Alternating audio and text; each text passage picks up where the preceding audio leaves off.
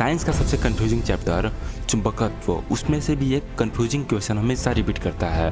कभी पूछ देगा दायां हाथ का नियम, कभी पूछ देगा बायां हाथ का नियम, कभी पूछ देगा कि दायां हाथ का अंगूठा नियम।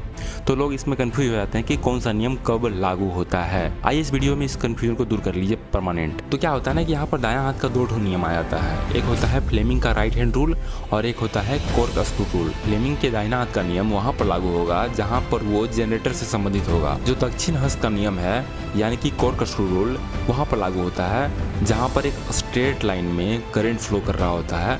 तो वहाँ पर वो कॉर्कस्क्रू रूल के हिसाब से चुंबकत्व का दिशा बताता है। और फ्लेमिंग का बायां हाथ का नियम वहाँ पर लागू होता है जहाँ पर वो मोटर से संबंधित होता है। तो इसको याद कैसे करेंगे?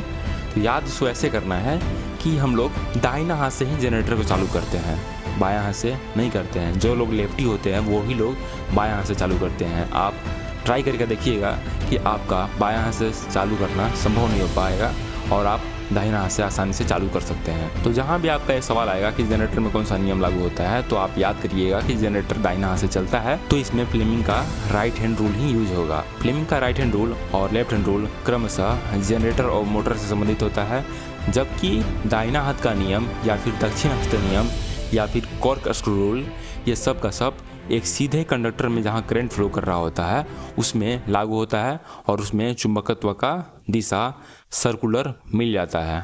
इस तरह से ज्ञात करते हैं।